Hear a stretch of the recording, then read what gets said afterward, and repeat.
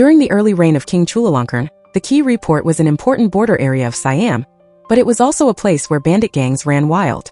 While the surrounding areas fell into the hands of bandits one by one, only the small village of Kunsei in the Kiri kept its order thanks to village chief Kundu, who could use magic spells to suppress evil and rebel gangs. That village chief had a young son, as handsome as a Hollywood actor. Even though his father always wanted him to learn magic to take over as the village chief, he always wanted to learn medicine to save people. One day Am, the son of village chief Kundu, went into the forest to pick herbs when suddenly a knife flew right past his face. He turned around to see who wanted to take his life, only to find a beautiful girl with fair skin and big, very attractive eyes. He panicked and blamed her for almost ruining his handsome face, but she laughed at him and told him to look closely. It turned out the knife had pierced a huge black scorpion crawling right next to him, pinning it tightly to a tree trunk. She mocked him for being a dummy who didn't know this forest was full of poisonous scorpions. Before she could be proud for long, her leg suddenly swelled up because she got stung by another scorpion. Am quickly crushed some herbs to treat the venom for her, casually calling her a dummy to get back at her. He wanted to help take her home, but she refused, saying her leg was fine, she wasn't from around here, and she didn't reveal her name to him either. But in fact, she was the second daughter of the notorious bandit leader Wat. At the same time, at the Chumse bandit hideout, bandit leader Wat ordered his brother to prepare a welcoming ceremony for another bandit leader, solemnly performing a blood oath ritual to prepare for their upcoming robbery plan. Just as the ceremony ended, someone reported that something happened to his child at the edge of the forest. At that time Yiwha had just returned home and saw her older brother, Lasso, wanting to use a cat's life to test the magic of their father's Lek Lai stone, which wards off evil and bullets. Stopped by his younger sister and then caught by his dad, his father got furious and whipped Lasso half to death, yelling that a protective amulet is for self-defense, not a toy. Yiwha stepped in to stop him but was threatened with the whip by him, questioning who let her practice throwing knives on her own, saying girls must know their place, and asking if she planned to be a female bandit leader. She denied it, but her dad pointed straight at her belt, exposing the truth. Yiwha could only look at her dad and beg. What didn't hit his daughter but turned to blame Uncle Nem, scolding him for daring to teach his daughter how to practice knives to follow the bandit path. Uncle Nem explained that he only taught her how to defend herself, but Wat growled, saying he knew how to protect his own daughter. After that, Yiwha brought turmeric paste for her brother Lasso to put on his wounds, hoping he wouldn't be mad at their dad. Lasso felt resentful. He just wanted to become a famous bandit leader like his dad soon, and didn't understand why his dad wouldn't let him go out and rob. Yiwha sadly said that even the fact that she learned to throw knives was enough to make their dad angry. When night fell, Wat got drunk. When Uncle Nem arrived, he was tasked with inviting a sorcerer to exorcise evil spirits because there had been too much bad luck lately, and Wat feared that the prophecy from years ago was about to come true. The story of that year unfolded. When his wife had just given birth to a boy and girl twin, a strange old woman suddenly appeared and judged that the two children had great destinies but carried heavy karma. If they were not sent out of this world, the son would bring disaster to the whole region, and the daughter would cause her father to lose his life. Wat didn't believe it and pointed his gun to threaten to shoot. The old woman continued to leave a warning that within 3 days, Wat's wife would die from poison. Before Wat could shoot, she disappeared without a trace. Wat had his men guard strictly for 3 days. Not even a snake could get through. With only 1 hour left, his wife asked him to raise the two children well if anything happened to her. But as soon as she lay down, she spotted a black spider in her baby's crib and quickly threw it out. Wat stomped on it, but his wife had already been bitten. The poison acted fast, making it hard for her to breathe, and then she passed away in her husband's arms. Now Yiwha accidentally stood outside and heard that whole sad story. In another development, bandits ran wild everywhere, and officials extorted from the people. The newly appointed governor seemed honest on the outside, but he accepted all kinds of large and small gifts. When village chief Kundu, Am's dad, brought the captured bandits and demanded they be dealt with, the governor made an excuse that without victims, they couldn't be convicted. Kundu coldly demanded the law be followed but was sent home. Then the bandits were released after sharing their loot completely with the governor's family, and because of this, the governor also held a grudge against Kundu. While village chief Kundu was busy fighting for justice, Am secretly hid from his dad to prescribe medicine and save people. He told the woman to keep this a secret, but how could he fool Kundu? During dinner, he constantly reminded his son to have great ambitions to succeed him as village chief, not to sneak around acting as a doctor when he had no ability to do that. His mom and younger sister spoke up to defend Am. Even so, Kundu still decided to send his son to learn magic from Master Kua Phut. After learning it, he could use magic to save people. Am protested, saying he didn't want to be a sorcerer or wizard, but just wanted to learn Eastern and Western medicine in the city. Then, suddenly remembering, he asked his dad if anyone lived in the northern part of this area. Kundu confirmed there wasn't, which made Am start to suspect that the girl in the forest was a female ghost. Later, while sitting and reading books with his younger sister, EAM focused on a medical book while his sister read a romance novel. She asked him to explain some confusing adult parts, but he brushed her off, saying she wasn't old enough yet, and she would understand when she grew up. The little girl recounted rumors about a mysterious girl from the north, appearing and disappearing in the forest. Some thought she was a fairy, while others said she was a ghost. M felt a twinge of guilt, but just told his sister not to bother him while he was reading. Going outside, he met a neighbor suffering from a severe case of groin rot. This person bowed down to his knees and begged him for help. EAM hesitated because he had promised his dad not to treat illnesses on his own, but facing a human life, he fell into a tough spot. On the other side, Lasso Wat's son, along with adopted son Nui, went to the sea bandits' hideout to learn magic. The bandits were on guard when they saw bandit leader Wat's son appear, laughing at him for seeking to learn when his dad used to be a disciple of Master Kua Fut. Lasso coldly said that if he could learn from his dad, he wouldn't have had to come here. When the sea bandits pointed their weapons to threaten him, Lasso stepped forward, letting the gun barrel touch right against his heart, and declared that as long as he was taught, he would do anything. Lasso held the black stone in his hand, remembering the time the sea bandits solemnly handed it to him and swore that it was an untouchable sacred item, bulletproof and blade-proof. The more he thought about it, the more confident he became, believing it so much that he secretly brought a gun into the forest to hunt the wild boar king as if he were the main character of a heroic legend. Before leaving, he carefully made Nui cover up with a blanket to pretend to be him. Little did he expect that Yiwha glanced over and smelled something fishy. She grabbed Nui and interrogated him, threatening that if he didn't confess, she would tell their dad, and if he did confess, she would still tell him because this matter was especially serious, making Nui cry without tears. Bandit leader Wat heard the news and immediately led the whole gang to look for his son but bluntly brushed Yiwha aside and sent her home, saying a woman's place is to be quiet and not rush into danger, which made her angry but she had to swallow it inside. Meanwhile, on the other side, the sea bandits were laughing with delight because they knew very well the stone Lasso cherished was just an ordinary rock, chanted with some made-up spells to sound cool. As for deep in the forest, Lasso dozed off on a tree stand and dreamed of a creepy short figure telling him he had to mutter a magic spell and time it perfectly to stab the wild boar king's throat to take it down. When he jolted awake and saw his gun had fallen to the ground, he reassured himself that it was just a nonsense dream, then still held the stone and prayed before climbing down. However, right when the wild boar king appeared, his first shot missed, the gun was lost, and the beast charged and rammed him away like a sandbag. In the moment close to death, Lasso remembered the spell in his dream, muttered it, and put all his strength into a stab. The knife blade went straight into the beast's throat, taking it down in a dangerous situation. He panted and his hands shook, having barely survived, and then he brought the two tusks to the riverbank to wash them when he was caught by bandit leader Wat and escorted back. He accidentally dropped one into the water without knowing. Also that night, EAM sneaked into the forest to pick herbs to cure the neighbor's groin rot. Because he had promised his dad not to prescribe medicine on his own, he walked around like someone doing something shady. Unexpectedly, he was targeted by a giant king cobra. He remembered his dad's teachings that he only needed to read a few spells to control it, but before he could try, Yiwha showed up and threw a fatal knife to handle the snake, saving his life. After that, she even carefully buried the snake, reading a few words like a eulogy, making Am feel both touched and find her really weird. He asked for her name but still got no answer, only receiving the phrase "you dummy" back before her figure gradually disappeared into the forest. The next morning, EAM returned to the village and heard the news that the neighboring area lost some buffaloes. He believed that with Kundu's reputation, no one would dare to cause trouble, but to ease the neighbor ant's mind, he still carefully rubbed lime on the buffalo's ears as a mark. Unexpectedly, someone ran over to report urgent news, and he had to go home right away. In the Chumse territory, bandit leader Wat was exploding with anger. He shot and shattered a wild boar king tusk right in front of Lasso. His son survived a dangerous situation and did an unbelievable thing, but instead of being praised, he was scolded for being stupid and useless. Lasso resentfully said he didn't have magic like his dad, but he also had a good item for self-defense, and then he pulled out the black stone. Wat took one look and immediately knew it was from the sea bandits. He stomped it to pieces under his foot. "This thing can protect you? I stomped on it a few times and it broke. You are still alive because your time isn't up yet. They wanted to push you to your death, don't you know?" Lasso didn't want to hear it and argued back even harder. "If I'm not worthy to be bandit leader Wat's son, then dad, just beat me to death." A son always wanted to prove himself, but the more he struggled, the more he was misunderstood. Things on EAM's side weren't any better either.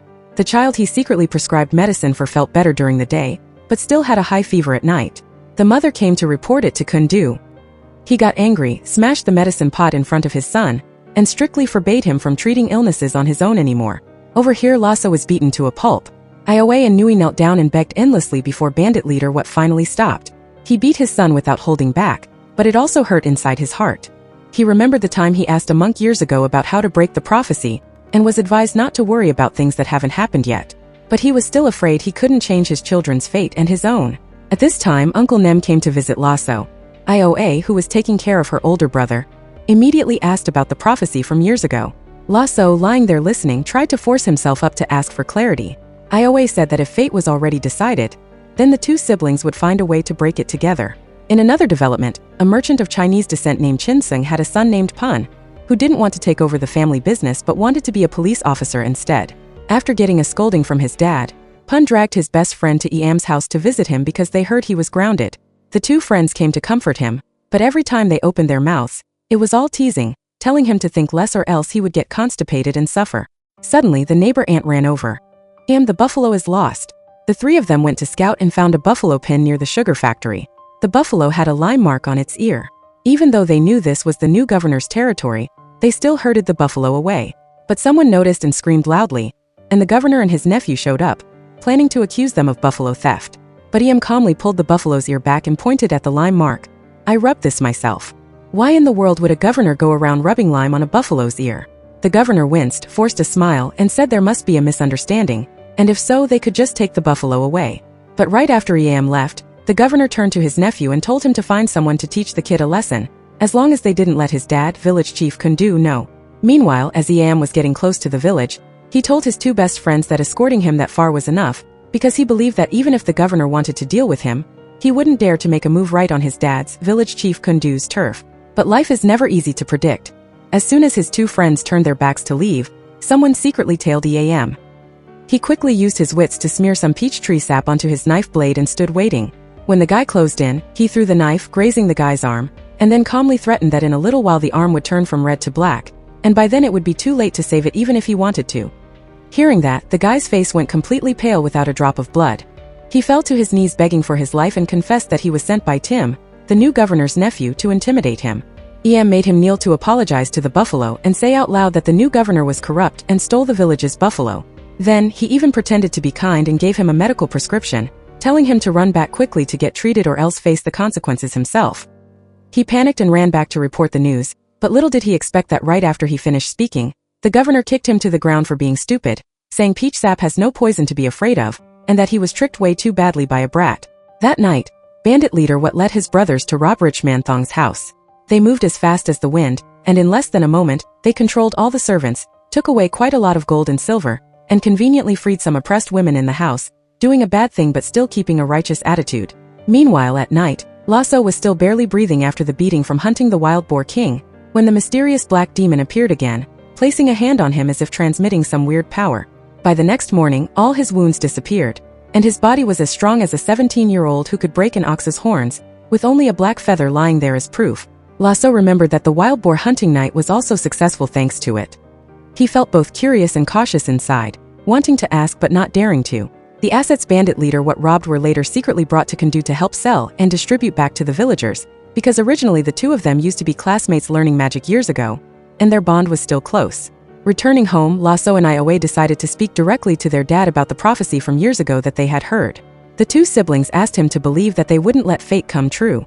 Lasso even made a blood oath in a bandit's way, making bandit leader What explode with anger, yelling about who let him make a bandit's oath. Then he noticed the wounds on his son's body had disappeared and pressed him to tell how. Lasso tried to argue that it was thanks to the black coral stone his dad had stomped to pieces, which made him even angrier and strictly forbade his son from getting involved with the sea bandits. Unwilling to accept it, Lasso dragged Nui along to find the sea bandits to demand an explanation. Unexpectedly, they didn't meet the boss but only the nephew. He laughed in Lasso's face and kicked a few black stones rolling under his feet, saying those things were countless here. Lasso only then realized he had been painfully tricked. If Nui hadn't pulled him away, he would have probably caused huge trouble. On Iam's side, because of his argument with Kundu, his mom sent him to town to buy things to clear his mind. On the way, he accidentally caught a purse snatcher who had just stolen a gold bracelet from the new governor's eldest daughter. From the very first sight, Duan was attracted to Iam and immediately sent someone to call him back to talk. But right at that moment, Ioa also came to town and caught sight of a slave owner bullying a slave for fun. Having no money to buy the person's freedom, she made a bet that if she won a knife-throwing game, she could take the person away. The slave owner didn't dare at first, but after Iam provoked him by asking if he was scared despite being a man, he had to nod.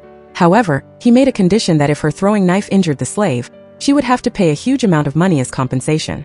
Ioe calmly threw 3 shots, and all 3 pinned perfectly into the wooden piece on the slave's head, not off by a single millimeter. The slave owner tried to back out, but the surrounding crowd forced him to keep his word. EAM even quickly snatched the slavery contract, successfully saving the person. Because he was so absorbed in dealing with that, EAM didn't even bother paying attention to Duan's invitation, making her feel both disappointed and angry. As for Lasso and Nui, after leaving the sea bandits, they went to the temple to ask the monk about the black coral stone, but the monk only advised them to go home to ask their dad and keep a kind heart so they could stay away from evil. On their way out, Lasso bumped into Duan. Even though she insulted him for being a poor, rude peasant, his heart beat crazily, just like getting hit by love at first sight without warning. After that, Lasso even secretly followed Duan, accidentally making her angry and having her men catch him to take back to the mansion to deal with him. Luckily, the monk stepped up to ask for his release, yet Lasso still shamelessly declared that he would marry Duan as his wife in the future, making her go home fuming with anger, scrubbing herself in the bath as if wanting to wash away the bad luck of the whole day. As evening fell, EAM went to buy a bracelet to give to Ioe. The two were laughing and talking happily when she spotted a caterpillar on her shirt.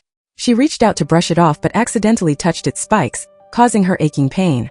EAM frantically ran to find leaves to crush and make medicine for her, unable to hide his worried look, and the distance between them seemed to get one step closer. However, when he offered to take her home, Ioe still shook her head and wouldn't let him follow. Then she turned her back and walked into the forest, her figure flashing in and out among the tree canopy, leaving EAM standing there both dazed and confused, not knowing if that girl was actually a fairy or a female ghost in the end. EAM went home, but he couldn't stop thinking about that mysterious girl. Meanwhile, Ioe cherished the bracelet he gave her like a treasure. The way she looked at it, you could tell it was a token of love. Uncle Nem guessed someone had given it to her with just one look. He teased her about sneaking out of Chumse to see a boyfriend and warned that if she didn't make a move soon, she'd end up as an old maid living in a bandit den forever. Ioe blushed and argued back stubbornly, but she still listened to him and hid the bracelet carefully so her dad wouldn't find out. In the meantime, the pirate leader went to see the governor to sell some beautiful girls he had caught at sea to the brothel. He even demanded a deposit up front. The greedy governor's eyes lit up like lanterns when he saw the new goods, and he wasn't about to pass up such a juicy profit. Elsewhere, Lasso still didn't believe the black coral stone was a scam. He tied it to a chicken's neck and fired a shot to test it, but the chicken died on the spot. The stone couldn't save anyone. Bandit leader looked around but couldn't find his son. He asked Nui, who didn't know either, so immediately guessed the boy was doing something stupid again. Sure enough, Lasso had gone to the pirate hideout on his own to settle the score, but before he could act tough, he got beaten to a pulp. At the same time, Ioe accidentally ran into EAM, and they went to pick flowers in the forest together. EAM mentioned that he might have to leave soon to study magic far away, and didn't know when he'd be back. They started talking about bandits. Ioe said there are such things as good bandits, but EAM insisted that all bandits are bad people. She snapped back, saying he sounded like he was accusing her of being one of them. Ioe even threatened that if she were a bandit, she'd rob his house first. EAM didn't back down and said once he finished his training, he'd find her and settle the score first. They kept bickering and laughing like that, then gave each other flowers as a symbol of friendship. But just a moment later, Ioe tricked him by telling him to look up at a strange bird, and then vanished into the woods, leaving EAM searching for her everywhere. Back home, thinking of the girl he liked, EAM quietly drew a picture of her and bought the silk his sister had woven to give to her. However, his father caught him. Kundu spoke sternly, telling him to cut off his feelings because in 7 days he would leave to learn magic and must not let romance distract him. On the other side, followed the trail into the forest and saw the dead rooster next to the black stone, realizing his son still hadn't let go of the pirate business. He stormed into the pirate hideout and found Lasso facing a black demon that had summoned. At the most dangerous moment, chanted a spell to burn the demon and then charged into a one-on-one fight with Put. Every move made was far superior, yet he spared Put's life. He intended to take his son home right away, but Put provoked him by saying he should go home and teach his kids better so they don't end up like their father. Those words made furious. He kicked Put so hard he crushed both of his eggs, basically ending his bloodline. However, all the way home he didn't scold or hit Lasso, and he didn't say a single word. That silence was scarier than a whip. That night, Ioe brought porridge to her brother. Seeing him feel guilty for making their father angry, she gently advised him to start over tomorrow, and their father would eventually calm down. Meanwhile, one of the 3 girls sold by the pirates escaped and got lost near Kundu's house. EM found her, saved her, and brought her to stay in the warehouse. The pirates tracked her location, but because of Kundu's reputation, they only dared to watch for now.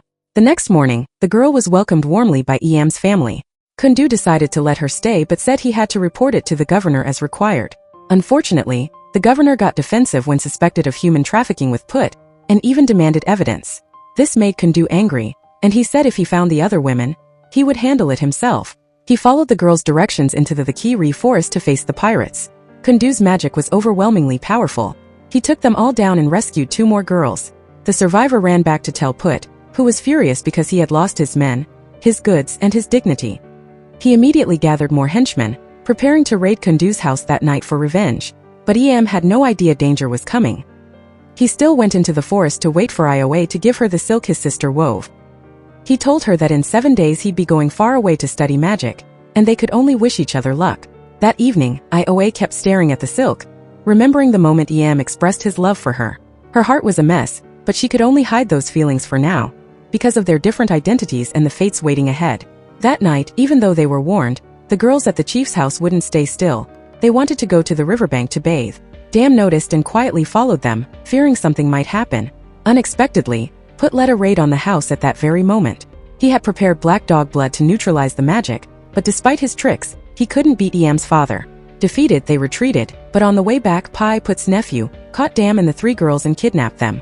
When Put returned to his hideout in a rage, he saw his nephew had done a great deed, especially knowing the chief's daughter was among them. He was delighted because he could sell her for a high price. While Em's family frantically searched everywhere for Dam, it was a different scene in Chumse. The men were rebuilding the shelters. Ioa wanted to help, but her aunt stopped her, saying it was a man's job and told her to go cook. She refused, so her aunt just told her to go wherever she wanted. Uncle Nem then gave her the task of buying firecrackers to ward off bad luck. Ioa took the opportunity to bring a necklace with a wild boar tusk to give to Eam as a protective charm before he left. She met Eam on the street and showed him that she used the silk he gave her to make clothes, but he was in a panic looking for his sister, so he only said a few words and kept moving. Ioa was worried and ran after him to help. At the same time, Dam and the girls were taken to the governor's brothel. On the way, Dam intentionally dropped her bracelet as a sign, but someone else picked it up before her brother arrived. Em told Ioa to wait outside while he sneaked into the brothel. He was led to a room where he thought he saw Dam, but it was someone else. When they went back out, they met an acquaintance holding the bracelet he had just found, asking Em to read the engraving. He recognized it as his sister's immediately. Inside the brothel, Dam refused to see customers and was beaten. Put was about to handle her when Thong's son came to demand the new girls. Tim let him in. Dam pretended to obey and asked him to untie her, then smashed a vase over his head. But the guy didn't pass out. He got aggressive and dragged her onto the bed. Just then, Eam and Ioa were caught breaking in. Ioa lit the firecrackers she bought, throwing the place into chaos. Eam grabbed a gun but quickly ran out of ammo. He spread his arms to shield Ioa, but the bullets didn't hit him because his father appeared just in time. Kundu cast a spell that confused the crowd, and they were taken down. They found Dam upstairs crying for her dad. Kundu flew into a rage and shot the man, then carried his daughter away. Thong's son woke up and tried a sneak attack with a knife, but Kundu used a spell that made him fall to his death. The governor and Tim tried to shoot him, but he made them shoot each other instead, leaving them both seriously wounded. Once outside, Ioa told Em to go home with his family while she stayed behind, feeling sad that she hadn't given him the gift yet. In Chumse, Lasso and Nui went to cut bamboo and saw a strange bamboo grove. Lasso followed it to a graveyard. When he cut the bamboo, bright red blood flowed out. He remembered a story about a sorcerer who died from magic and turned into blood bamboo. He dug and found an ancient book next to a skeleton. He took it back, and a whisper told him to let his blood soak into the book. Words appeared, but it demanded even more blood. Lasso's eyes started to look different. Ioa saw him acting strange and told their father. What ran in and destroyed the book immediately, while Lasso stood there panting, not knowing he had almost touched something very dangerous. The book had already sucked up too much of Lasso's blood, so it wasn't easy to destroy. His father threw it into the fire, but it didn't burn easily. Lasso complained that his father always blocked him from learning. What slapped him and said it was just low-level dark magic. Lasso argued that even great magic was used for robbing. What almost beat him again until Uncle Nem stepped in. Ioa changed her brother's bandages, and Lasso felt resentful. She advised him to just listen to their father. Later, Nui led Lasso to the sacred well to wash away the evil aura. On Em's side, his father decided to move the family to their grandfather's house and ask his old friend, what, for help. Em was shocked his dad was friends with a bandit. Kundu told Em to care for their mother and Dam while he was gone. Meanwhile, the crippled governor, Tim, and Rich Thong teamed up with Put to get revenge on both the chief and Wat. Kundu personally went to Chumse and used magic to stop the guard's bullets. Wat stepped out to meet him. Lasso rushed back and begged Kundu to teach him magic, but he refused. At home, Dam woke up in a panic. went into the forest to pick herbs and say goodbye to Ioa. She gave him the wild boar tusk necklace as a charm. When asked for an answer to his confession, Ioa admitted her feelings and they hugged. Just then, a traitor hired by Put tried to break the seal of Chumse with black dog blood. Lasso caught him and stabbed him, but the man ran for help. What got angry because Lasso broke the rule against killing brothers. Despite Ioa's explanation, What shot Lasso in the shoulder and kicked him out of Chumse, cutting their ties. Lasso and Nui left quietly. Later, Ioa overheard her father saying he kicked Lasso out to break the prophecy and planned to marry her off soon so she wouldn't be his daughter anymore either. She was heartbroken and disappointed. Outside Chumse, Put and Tim searched for the entrance but failed.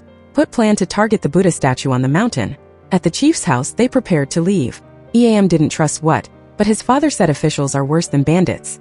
The two fathers had made a deal, safety for one family, and a daughter-in-law for the other.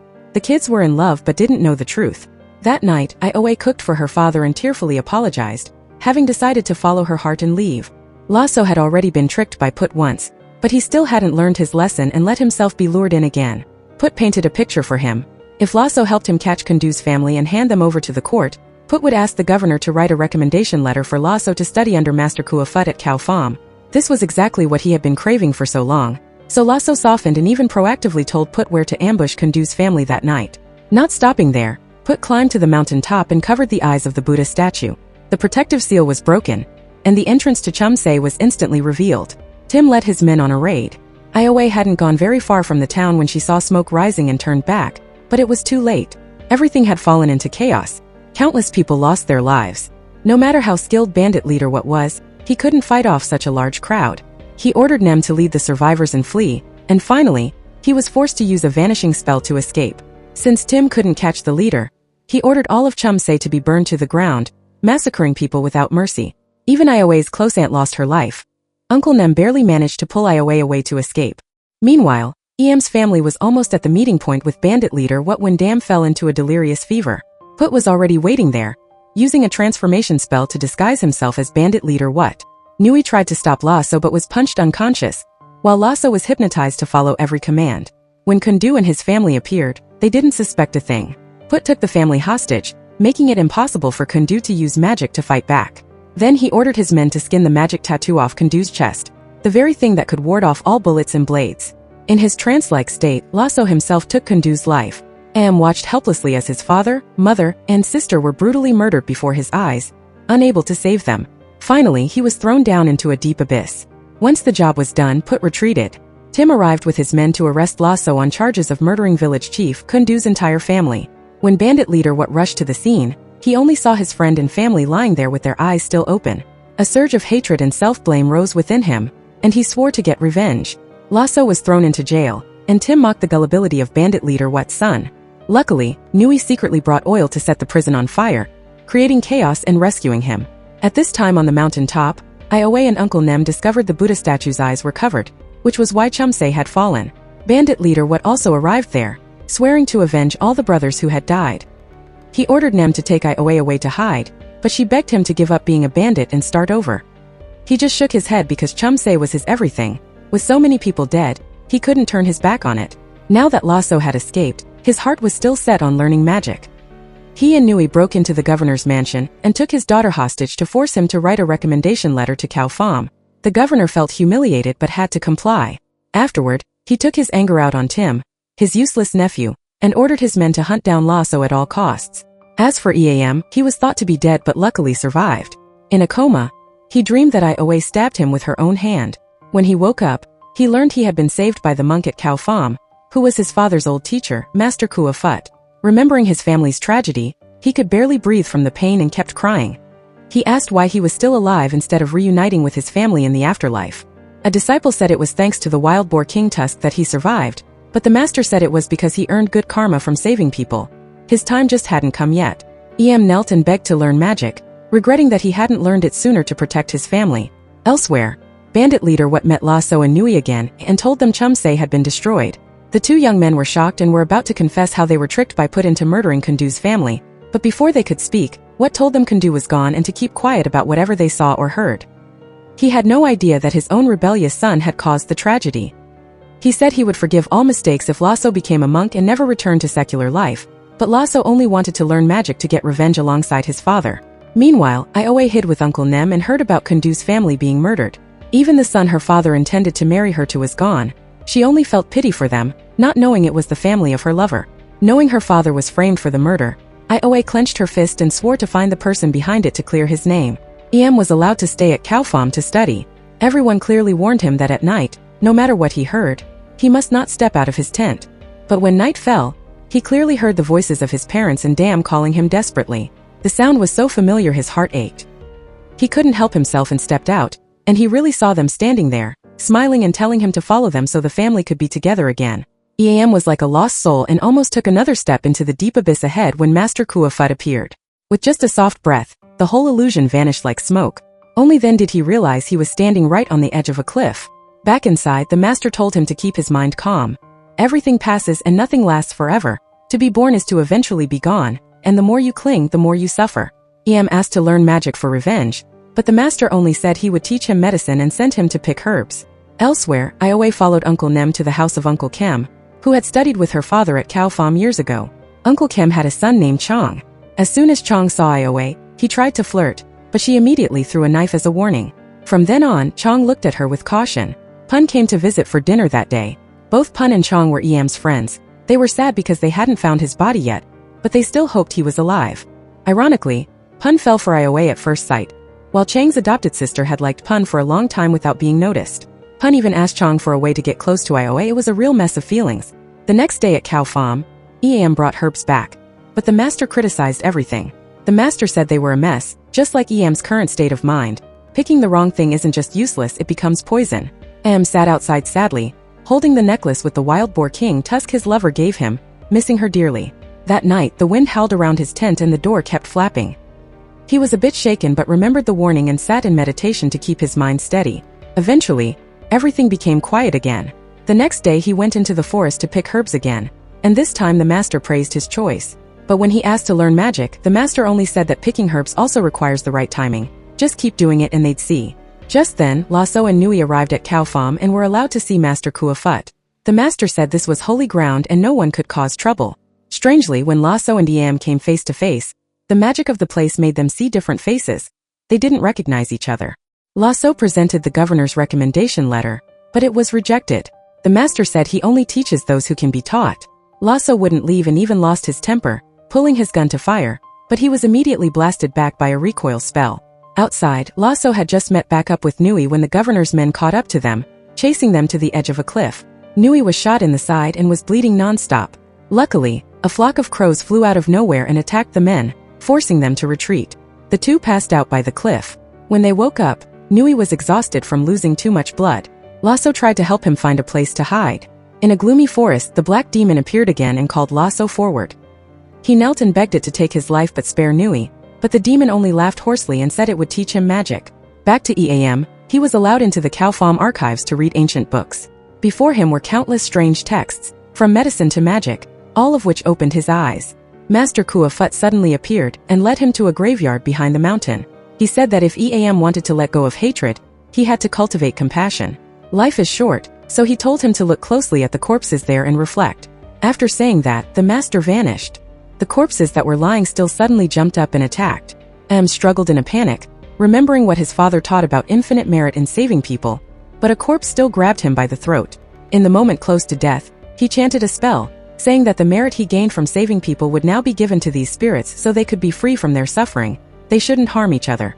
As soon as he finished, the corpses gradually vanished, and the graveyard became quiet again. Elsewhere, Bandit Leader What broke into the governor's mansion to get revenge, but the person he took down was just a woman transformed into the governor. Put had set an ambush. What fired his gun, but the bullets reflected back and hit him because Put was wearing the skin with Kundu's tattoo on his chest. Only then did he realize that Put was the one who murdered his friend's family. Just as he was about to chant a counterspell, a jar of black dog blood was poured over him, causing him agonizing pain. They thought they had caught him, but his expert skills allowed him to escape. He crawled back to a cave, dug the bullet out himself and passed out from exhaustion. At Uncle Kem's house, Ioe was wearing a wig, with short hair to disguise herself as a boy. When the governor's men came to check, Uncle Kem claimed she was a nephew from Phuket visiting, so they fooled them. Afterward, Pun confessed his feelings to Ioe, but seeing her cherish her first love's bracelet, he knew he had no chance. She frankly told him she didn't like him but they could be friends. Meanwhile, Lasso was thrilled that the black demon promised to teach him magic, but the price was a sacrifice. Nui was now on his deathbed with a badly infected wound. Before this, Nui had advised Lasso to go back to his father, but now he begged Lasso to take his life in exchange for magic. It wasn't clear if the demon was manipulating him, or if Lasso was imagining it. He was torn because Nui was like a real brother, but the craving for magic and revenge blinded his reason. Finally, Lasso took Nui's life as a sacrifice, and from that moment he was officially taken in by the black demon. At Khao Pham, Em was meditating by a stream when a ghost disguised as his lover came to lure him. Once he realized it, it had already wrapped its hands around his throat. Remembering a spell he read in the archives, he chanted it, and the spirit immediately vanished. He went back to see the master and asked to learn magic. The master asked for his purpose, and he replied that he needed to protect himself and help others escape the rule of evil. The master looked at him for a long time before nodding. So at the same time, Em was taught the righteous path, while Lasso fell deep into dark magic. Ioa stayed home practicing her throwing knives and martial arts with her uncles and friends, becoming tougher step by step. The pirates teamed up with the governor's side to continue robbing and getting rich, making the people suffer. A year passed. Pun had become a policeman as he wanted, but every time he caught the cruel ones, they were released because they were on the governor's side. His father's business was also getting harder. Ioa stopped by Pun's shop to buy things and heard a customer say they were going to Khao Pham. Her heart skipped a beat, remembering that her brother and lover had mentioned that place. She wondered if they were still alive. The thought of finding her brother and hoping to see the man she loved grew stronger. The next morning, Ioa quietly left Uncle Kim's house without saying goodbye, leaving everyone in a panic searching for her. Ioa found her way to Khao Pham alone and unexpectedly ran into Em as he was walking out. The reunion was like a dream. He hugged her tight. Even though her hair was cut short to look like a boy, he recognized her instantly. It turned out she was looking for her brother, but Em said that for the past year, he was the only one studying here and hadn't seen anyone else. Ioa was disappointed but didn't know where else to go, so she asked to follow Em. At this point, she took off the wig and was finally herself. Em said he wouldn't be going home either, but he didn't tell her the full story. He hesitated because the road ahead was dangerous, and he wasn't sure if the legend of the ultimate Lek Lai stone was even real. She wondered why he needed to find that if he had already learned magic. He said it possessed invincible power, making him stronger than others who studied magic. Ioa suddenly remembered how Lasso used a cat to test their father's Lek Lai stone, thinking maybe her brother was also looking for it. So she kept begging until Em finally agreed to let her come along. When Em went to the stream to bathe, Ioa was shy but her eyes secretly watched his fit body. He told her she should bathe too, but she blushed and said in the village she only bathed once a month. At midnight, while he was asleep, she sneaked out to the stream. Em woke up and couldn't find her, so he went searching in a panic and caught her bathing. She was embarrassed and splashed water to drive him away, acting grumpy afterward. Later, sitting by the fire, Em said he would marry her in the future. Ioa argued that out of sight, out of mind and that men change easily, but he insisted she was his first love and his feelings had never changed. When he asked her, she admitted the same. The two almost shared a kiss but stopped out of shyness. They kept walking but seemed to be going in circles in the deep forest, unable to find a way out. Ioa saw a few houses in the distance and said there must be a village, so they should rest there. Em was a bit suspicious because why would only old people be living in the middle of the deep forest, but Ioa was too tired and insisted on staying. An old couple welcomed them warmly. To protect her, Em told them they were husband and wife. Elsewhere, Lasso had mastered dark magic. Using his own blood and spells, he revived Nui, but Nui only returned as a bloodthirsty black demon. Lasso said he wanted to go back to the Key Reef for revenge and to take Put's life, because he feared that if his father knew he had murdered Kundu, he wouldn't forgive him. While gnawing on a raw chicken, Nui said that as long as they killed Put, no one would know the secret, not even Bandit Leader What. Those words made Lasso even more determined. At this time, Bandit Leader What went to Chang's house to see Nem and his daughter, only to hear from Nem that Ioa had left to find her brother. He said he had a dream where the master told him his son came to ask to learn magic but was turned away, so he wasn't at Khao Pham. Nem suddenly remembered the bracelet Ioa always wore, and guessed she went to find her love. Hearing this, What got even more anxious, saying he had already lost his son and couldn't lose his daughter too. That night, Ioa and Em slept in the same tent but in separate corners. In the middle of the night, she saw shadows lingering outside and was so scared she ran over to lie right next to him. No matter how much he tried to send her back, she wouldn't budge. The next morning, Em woke up with a pounding headache and couldn't find Ioa. He went looking for her in a panic. The outside was deserted, and the dinner from last night was full of mold and rotten food. Only then did he realize they had been drugged. He tried to vomit, but his magic still hadn't fully recovered. Searching around, he found a shriveled-up male corpse in one of the tents. It turned out the old couple's goal was to kidnap Ioa as a sacrifice to marry their dead son. Just as they were about to take her life to finish the ritual, appeared just in time. In a fit of rage, he struck down both the old man and woman without hesitation. Yiwha stood frozen, her eyes full of fear, never expecting that the man she loved could act so cold-blooded. After the incident at the creepy tent, Yiwha looked at differently. She said that when he took down that old couple, he seemed like a different person, frighteningly cold. But she guessed he had been through a lot during the year they were apart. Replied in a deep voice that if he hadn't done that, they would have been the ones who died. Then he took out the map to find the Lek Lai stone that his master had given him. The master once said that if the stone didn't choose him, he shouldn't return to the Kiri. Yiwha was determined to follow him, believing he would protect her, and eventually, the two found the legendary cave. Meanwhile, Put had taken over as village chief in place of Kundu. Being under the governor, he became even more arrogant. He didn't expect that one day Lasso would come back to settle the score. Lasso took down all of Put's henchmen one by one. Put's nephew Pai got hit once, panicked and ran away. Put tried to cast a spell, but Lasso vanished and reappeared right in front of him, gouging out one of his eyes so Put couldn't use magic to control him again like the time he forced him to kill Kundu. He could have taken Put's life, but Put threw a handful of dry leaves and dust into Lasso's face and vanished, fleeing back to his cave with one eye gone. Pai rushed to tell the governor that Lasso was back and more powerful than ever, even gouging out Put's eye. This terrified the governor, who increased the guards at his mansion. Pun, who was eating at Chang's house, was also called away urgently. In the cave, followed every step on the map. Thanks to Yiwha's quick thinking, they found the way to call the Lek Lai stone down. He cut a small part of it to let it flow into his palm, but the stone immediately entered his body, knocking him unconscious. Yiwha caught him and found his body freezing cold. With no other choice, she took off her clothes and held him to transfer her body heat. Thanks to that warmth, gradually woke up. Seeing her forget her shyness for his sake, his feelings overflowed. He couldn't hold back, pulled her into his arms, and shared a deep moment of love. When she came back to her senses, Yiwha was shy and embarrassed, but he held her tight and thanked her for saving him. She was embarrassed and scolded him, saying she should have let him die, but he laughed and said she was his wife now, and if he died, she'd be a widow. Later, went to the riverbank to test the stone's power. It worked, but he couldn't control it yet.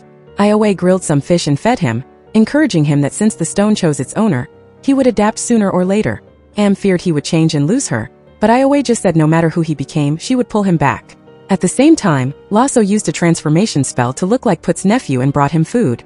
When Put ate the raw buffalo meat that had been cursed, his magic weakened. Lasso chanted a spell, and syrup gushed from Put's mouth until he collapsed cold and dead. When the real nephew arrived with food, he only found his uncle's corpse. The governor's mansion was now packed with police. Pun was in charge. He warned the governor's two daughters not to go out at night or go anywhere alone, but Duen still protested loudly. Lasso quietly froze everything around him and walked in as if no one was there, placing Put's head on the dining table, nearly making the governor choke on his rice. Tim and Pun rushed in to arrest Lasso, but the governor kicked them out to talk privately. He quickly blamed Put for everything, the raid on Chumse and the murder of Kundu's family, claiming he didn't know a thing. He told Lasso he could have whatever he wanted as long as he spared his life. Lasso demanded that the criminal charges against him and his father be cleared. The governor immediately agreed, put Put's head on public display, and invited Lasso to stay as his assistant. The two daughters strongly disagreed because they didn't trust a bandit, especially Duen, who already had a grudge against Lasso. But the governor needed a strong man by his side, so he brushed them off. Lasso met Duen again, still acting arrogant and teasing her, while Tim watched from a distance with a calculating smile. After Put died, Pai was pretty much helpless. Lasso only had to threaten him a little for him to shrink in fear. To control him easily, Lasso forced him to swallow a cursed buffalo leech. From then on, Pai didn't dare disobey. Meanwhile, Eam and Ioa were still together after their trip for the stone. The night before, Eam had told her about his family tragedy. Watching his parents and sister be murdered by bandits while he could do nothing, nearly losing his own life. The next morning when they returned to the Kiri, they saw posters everywhere announcing that bandit leader Wat and Lasso were cleared of all crimes. Ioa was overjoyed, thinking the truth had finally come out and Put was the one behind everything. But Eam flew into a rage, tore the poster apart, and cursed Wat and Lasso. Ioa immediately defended her father and brother, saying they were innocent. Eam finally revealed the truth. He coldly replied that he was the surviving son of Kundu. Right then they both realized each other's true identities. The pain and shock were so great they couldn't stay together anymore. Ioa went back to meet Uncle Nem and Uncle Kem to apologize for leaving, but she heard that Lasso was now the governor's assistant. She and Uncle Nem went to the mansion to find him. When they arrived, they saw Lasso arguing with Pun about an old case. Rich Thong accused Wat of robbing his house, so the police still wanted to arrest him. Lasso acted arrogant about his current position and wanted Uncle Nem and his sister to move in and live in luxury. Hearing this, Uncle Nem just coldly said that being a servant to the man who destroyed Chumse must make bandit leader What very proud. Lasso got angry. When asked where Nui was, he just casually said Nui died of malaria last year. His cold face made Ioe even more suspicious. Ioe followed him into a room to ask him privately why he had become like this. Lasso said he came back for revenge and that Put was the one who killed Kundu's family and framed them. But as he spoke, his nose started bleeding. So he just said it was because he hadn't controlled the magic inside him yet. When Ioe said Kundu's son was still alive and she had met him, Lasso was startled and asked where. But just then the governor called him, so the conversation ended. Ioe went out and asked Uncle Nem for the way to Kundu's house since the son was alive. Uncle Nem was overjoyed and showed her the way. On the road, she met her father, and the two hugged after being apart so long. She told him Lasso said Put killed Kundu's family, but the son was alive. Bandit leader What felt heartbroken, saying if only he had arrived in time, the tragedy wouldn't have happened. But he wondered how a petty thief like Put could take down Kundu. Ioe started to suspect her brother was hiding something. What also said he and Kundu were best friends who had faced life and death together, and he even intended for Kundu's son to marry his daughter. Ioe said Eam was alive but misunderstood that her father and brother killed his family. She also told her father that Nui was dead, while Lasso just coldly said he died of malaria. Bandit leader What didn't understand what his son had been through. In the Chinese district, some old men were talking business when Richthong demanded a monopoly. He wasn't happy, so he sent men to eliminate two of the old men. Chin Song Pun's father was luckily saved by a mass DAM, but Ta Long's father didn't make it. Chong watched his friend grieve and felt sorry for him. The new moon night was coming, and Lasso needed to absorb dark magic, so he killed a temporary sorcerer. As he and Nui left, they realized someone was following them. It was Eam. Tried to take revenge, but the burning pain from the Lek Lai stone inside him forced him to stop. Right then, the master appeared and said the stone was only for punishing evil, not for revenge. If he held on to hatred, that very power would burn him. In the city, Pun arrested Richthong, but Lasso intervened. He asked the old man who was behind the robbery years ago. Richthong was terrified and changed his story, saying he was wrong. It wasn't What, but someone else. Lasso smiled arrogantly at Pun and said since the victim said so, What was innocent. Then he declared the governor would take over the case, so Richthong and his henchmen were released. The governor wasn't a good person either. He ordered Lasso to eliminate Chin Song on charges of leading an opium smuggling gang. Because his son was Officer Pun, it was hard for the governor to act. He also promised to marry his daughter to Lasso, saying he'd only feel safe giving her away when Lasso had more power. The governor knew Lasso liked his daughter, so that was his weakness. Meanwhile, the romance between Eam and Ioe hit a dead end. Ioe found him to explain everything, but Eam didn't believe Put was the killer because he saw What and Lasso murder his family with his own eyes. He took off the Wild Boar King tusk necklace and gave it back, saying they couldn't walk the same path anymore. Ioe asked him in pain since she already belonged to him, how could he just leave her like that? After their painful breakup, Eam said straight out that he couldn't keep loving the daughter of his enemy. Hearing this, Ioe pulled out her throwing knife and said if he dared touch her father or brother, he'd have to go through her body first. But Eam didn't want to hurt her. He restrained her and ran away. The Wild Boar King tusk necklace he had given her fell to the ground. Ioe picked it up, her heart aching. That night, Lasso and Pai led men to Chin Seng's house, faking a robbery. Lasso strictly forbade anyone from touching women without his order, then directly asked Chin Song if he was the head of the opium ring. But Pai overstepped, following the governor's secret order, and shot and killed him. Just then a mass DM burst in. Pai shot at him, but the bullet immediately reflected back. Lasso recognized his opponent and charged into a duel. Lasso's dark magic was strong, but it still couldn't beat the power of the ultimate Lek Lai stone inside Eam. Just as Eam was about to finish his opponent, bandit leader What appeared in time and saved Lasso. The police also arrived. Eam was hit by the recoil of the stone, causing his whole body to ache, so he couldn't keep fighting and retreated. Pun ran to the scene and was shocked silent to see his father murdered. From the description of Not, the adopted sister of his friend, everyone realized the shooter was Pai, Put's nephew, who was working for Lasso. But Lasso had vanished. When the governor heard the police were reporting this to the province, he got worried and wanted to send a letter asking the high nobility to send a stronger sorcerer to handle Lasso. Meanwhile, bandit leader What took Lasso back to treat him because he was badly injured. He gave his son medicine and advised him to turn back, saying he never wanted his son to become someone like him. He just wanted him to live a normal life. He mentioned Kundu's family, saying Eam had misunderstood them, but Lasso still didn't explain. When asked who taught him magic, he just said it was a wizard he met at Khao Pham. Bandit leader What looked at his son with a heavy heart, saying the dark magic he was using was no different from a demon's. Lasso got angry and said he just wanted to make his father proud, And since his father wouldn't teach him magic, he had to find his own way. What softened his voice, saying when his son hurts, he hurts 10 times more, and just begged him to turn back. Hearing that the massacre was related to her brother, Yiwha rushed to find Lasso to ask for clarity. On the way she met Yiwha again. He said he saw Lasso do it yesterday, killing Chin Sung, the father of his friend Pun, but Yiwha still stubbornly defended her brother. Yiwha advised her to tell Lasso to surrender, or he would carry out justice himself. They fought another round but couldn't bring themselves to hurt each other. Yiwha said he would find evidence so she wouldn't blindly trust her father and brother anymore, and Yiwha swore to prove they were innocent. Later, Yiwha saved Pai's life but forced him to surrender to the police. Pai sneered and said the governor was behind everything, and no one dared touch his power. But Yiwha believed the governor would eventually pay. He dragged Pai and threw him right in front of the police station. Pun arrested him for interrogation. At first, Pai stayed tight-lipped, but as he was about to reveal Lasso's name, his body suddenly cramped in pain and he started spitting syrup. That night, Bandit Leader What performed a cleansing ritual to remove the magic from his son's body. He said when the holy water was poured on him, the dark magic would burn from the inside, causing extreme pain, but he must not run away. Lasso acted tough and said he could take it. However, after just a few splashes of water, he couldn't stand the pain and ran, causing the jar of holy water to explode. Bandit Leader What was also injured by the magical recoil. He still tried to chase his son, intending to absorb all the curses and dark magic into himself. But right then, a flock of black crows swarmed to interfere. By the time he drove them off, Lasso was gone. Lasso was badly injured now. The black demon that taught him magic appeared again. He begged for his life, so the demon let Lasso drink its blood. It told Lasso that Bandit Leader What was actually the bad one. He wanted to destroy his magic and erase his memories to stop Lasso's great destiny. It asked what kind of father would do that to his son. It also warned him that Yiwha came back for revenge because of the ultimate Lek Lai stone in his body, which dark magic couldn't touch. To win, he had to take that stone out of Yiwha's body. As things got more complicated, Yiwha went to the governor's mansion to find her brother but fell into Tim's hands. He immediately took her hostage. After falling into Tim's hands, Yiwha was taken straight to the governor. Seeing how young and beautiful she was, the old man immediately decided to marry her.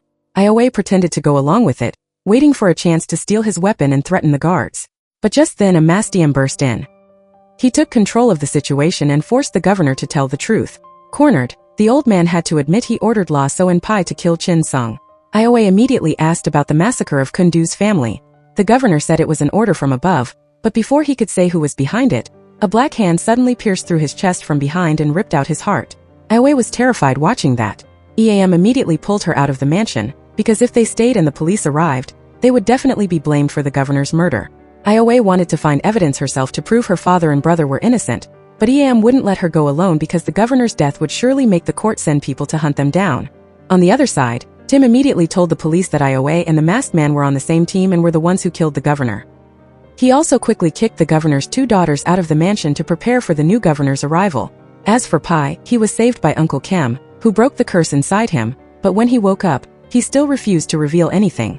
After being kicked out, the 2 sisters tried to find their way to the pier to return to the capital, but they were stopped by bandits. Luckily, Lasso appeared in time to save them. Even so, Duen still hated him, calling him names and telling him to get lost. The younger sister tried to calm her down because they needed Lasso's protection to leave the dangerous area. But a moment later, Lasso was nowhere to be found. Duen kept cursing him, not knowing Lasso had only gone to pick up their luggage and money. Right then, Nui's ghost appeared next to him, urging Lasso to force Duen to be his wife. Lasso didn't want to, saying he had bigger things to do. But Nui laughed creepily and said it would take care of that. It targeted the younger sister. In a blink, the sister disappeared. When Duen woke up and couldn't find her sister, she went crazy, hitting and scolding Lasso. He had to chant a spell to make her lie still. The poor younger sister was lured to a quiet spot by Nui, lost her consciousness, and had her heart ripped out. When Lasso found her, it was too late. He angrily hit Nui and intended to destroy it for disobeying him, but eventually, he softened and let it escape. When Duen ran over and saw her sister was dead, she was in total despair because she had no family left. Lasso lied and said a tiger spirit killed her, and that he would stay and protect her from now on. Earlier, when using magic to control Duen, Lasso could have taken her, but he didn't. To him, using magic to force her would be too easy. He wanted Duen to love him voluntarily. Meanwhile, Yiwha and Yiwha were hiding in the forest when they suddenly met Bandit Leader What. He wanted to talk to Yiwha to explain everything, but Yiwha was so full of hatred that as soon as he saw him, he attacked. Just as they exchanged moves, the power of the Lek Lai stone inside Yiwha recoiled, causing him intense pain. Yiwha still wouldn't listen. He kept using the power of the Lek Lai stone to attack Bandit What, but that power recoiled, making him lose his balance and fall straight down into the deep abyss. Yiwha rushed to the edge, her whole body collapsing as tears flowed silently. Bandit What tried to pull his daughter back. After searching for a while and not finding a body, the three men suddenly realized they couldn't find Yiwha anymore either. Bandit What had a bad feeling and ran back up. Luckily, he saved his daughter just as she was about to throw herself into the abyss after her lover. He held her tight and said, "You must live, you still have your dad." After calming down, Yiwha quietly climbed down the abyss to find Yam's body. She walked through the rock forest for a long time with a constant feeling of being watched. When she turned around, she saw Yam. His body was covered in wounds and he was unconscious. Meanwhile, elsewhere, Lasso was leading Duen to the pier to leave the Kiri when she suddenly stopped.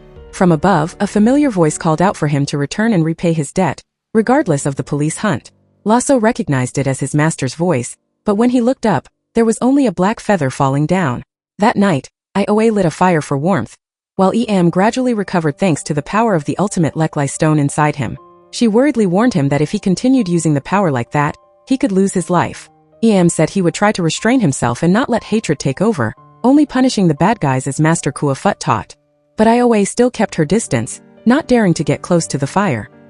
He told her not to catch a cold, but she only said everything between them wasn't like before. Yam didn't care. He pulled her into a hug from behind and said, "Just for tonight, let's forget all the hatred and be together." That night, Yiwha dreamed of her father finding them, and Yam losing control due to the power inside him, injuring her dad despite her trying to stop him. When she woke up, she knew that even though it was just a dream, if Yam fully mastered the Lek Lai, her dad wouldn't be a match for him, so she decided she had to go warn him. The next morning when Yam woke up, Yiwha had left, only leaving a letter saying she would go find the whole truth herself. In the Kiri, Lasso returned to the governor's mansion as his master said. But as soon as he arrived, Tim ordered the guards to arrest Lasso and kick Duen out.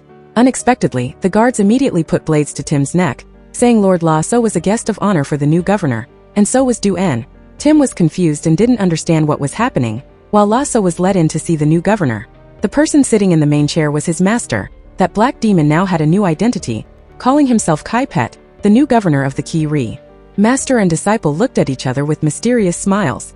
Just then, Bandit What burst in, but Kai Pet immediately chanted a spell that froze everyone, leaving only the three of them able to move.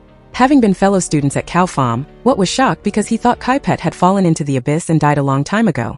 Kai Pet laughed coldly and said What was the cruel one, wanting to strip his son's magic and even erase his memories. Lasso heard this and asked his father in shock if it was true. Kai Pet continued to stir the pot, making Lasso even more disappointed in his dad. He remembered that since he was little, his father only used whips to teach him and never recognized him. When What tried to move against Kai Pet, Lasso stood in front of him, saying if his father wanted to hurt his master, he'd have to go through his body.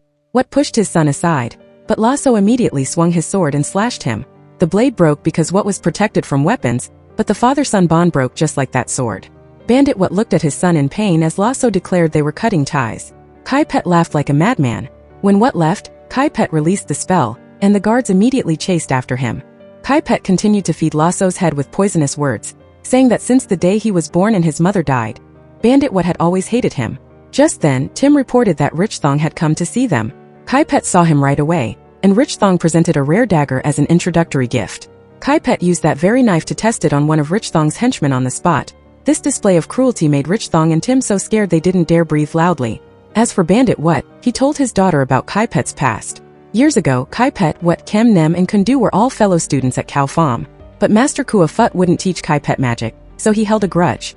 One day he sneaked into the medical master's place and while no one was looking, used pliers to pull out the crystal tusk from the master's mouth, killing him.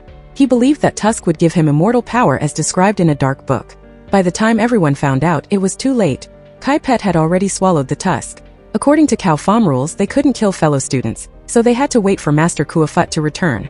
During the cleansing ritual meant to remove the tusk, Kai Pet used his new power to injure everyone and fled.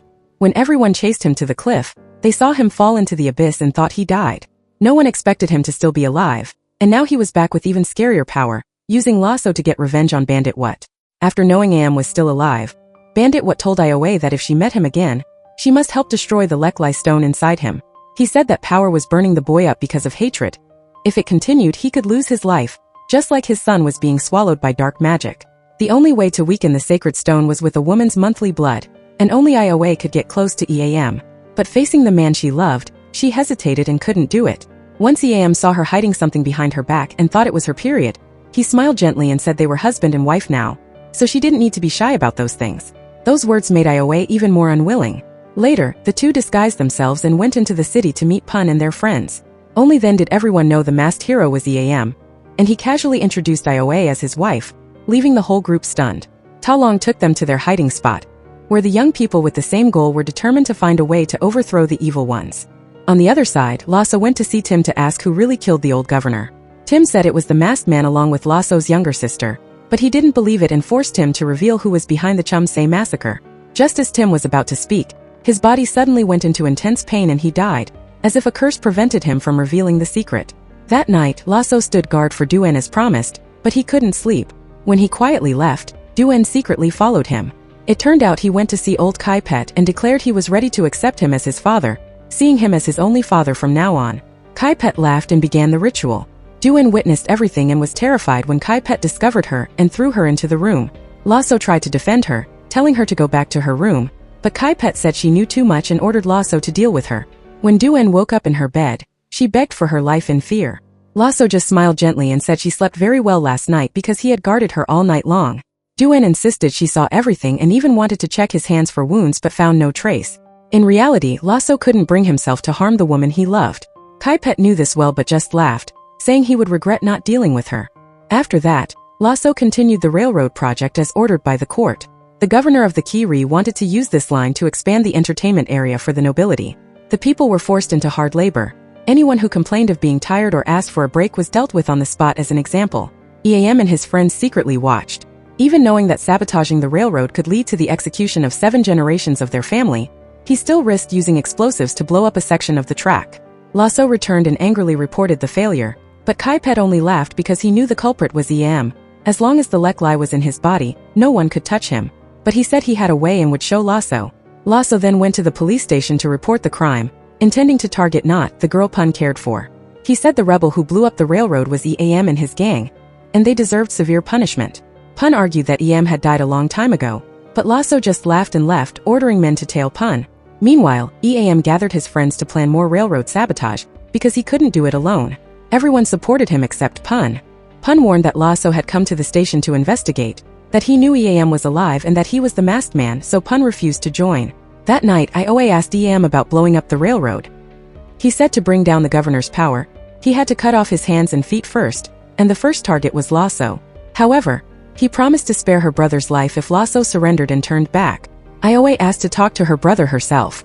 Meanwhile, Bandit Wat along with Nem and Kem went to find Lasso. Wat wanted to meet his son alone, so he told his 2 friends to stay outside for backup. He quietly followed Lasso's shadow into the forest, but didn't know it was Kai Pet in disguise. The two fought in what was absolutely no match. Kai Pet knocked him back and locked him in a seal. All of Wat's magic was useless. He laughed triumphantly, saying sooner or later he would catch Nem and Kem so the 3 of them could reunite with Kundu in the afterlife. Outside, Nem waited but didn't see Wat return and got anxious to charge in, but Kem stopped him, saying Kai Pet might have found out. They needed to retreat, gather more forces, and then come back to save their friend. This time, before leaving the mansion, Lasso told Duan to stay put in her room because he had to go handle something important. Actually, it was a mission that Old Man Pet gave him. He said the only way to beat Yiam was to eat Master Kua Phut, the strongest righteous person right now. But since magic, no matter how strong, always has a weakness, he would show him how to take the master down. Because Duan was scared after a series of crazy events, she asked to tag along. But Lasso left Nui behind to watch over and protect her. He believed he would definitely succeed because he had learned all the dark magic. Meanwhile, Yiam and his friends were getting ready to blow up the railroad. Yiam mixed the gunpowder based on a secret book he learned in Khao Pham, while Ta Long brought out a Chinese formula. Chong was ready to help, but Pun strongly opposed it. Pun said the others had no ties so they could risk their lives, but he was a cop and he loved Not so he couldn't join. What if Not ended up in danger too?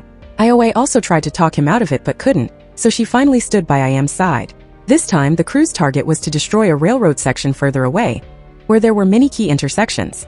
After the last explosion, the governor had tightened police security.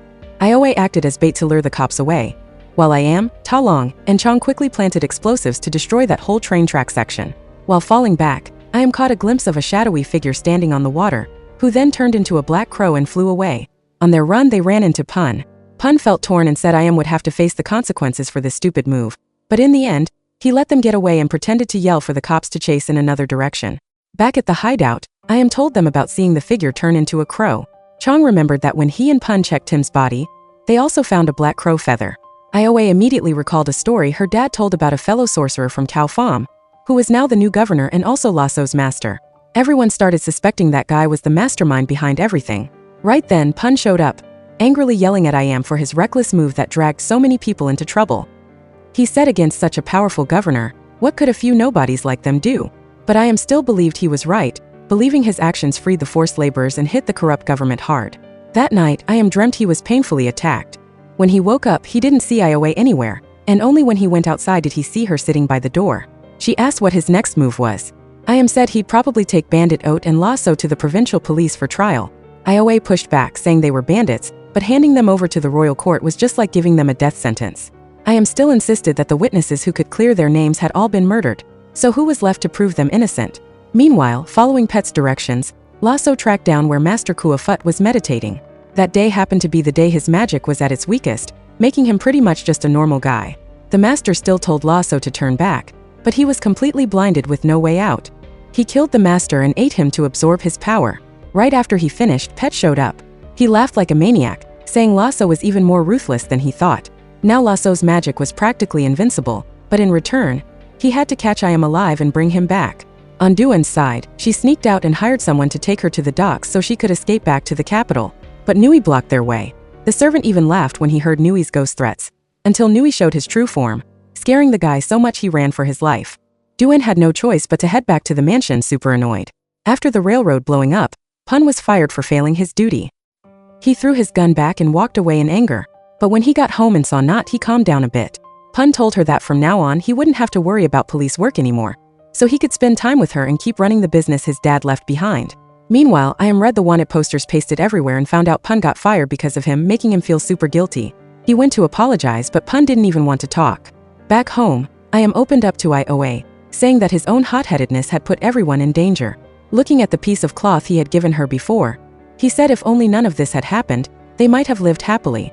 Iowa told him he couldn't run from the truth. A lot of things couldn't be changed, but they could still be happy if he let go of his hate. But I.M just quietly let go of her hand. As for Lasso, when he returned and heard Nui say he had dealt with the guy trying to help Duan escape, he felt let down because no matter how good he treated her, she still wanted to leave him. Nui suggested he should cross the line with Duan to make her fully submit, saying that was the fastest way. After that, Lasso met Pet and got full authority to catch and deal with the rebels. He started with Pun. Knowing Pun had a girl he loved named Not, he had his men take her hostage. When Pun heard the news, he ignored Talong and Chong trying to stop him and decided to go see Lasso alone. In his head, he kept remembering his co-worker's words that if he just helped catch I.M, everything would be fine. Somewhere else, Iowa finally decided to destroy the Lek Lai stone inside I.M while he was sleeping. But I.M was on high alert. He snapped awake and caught her in the act.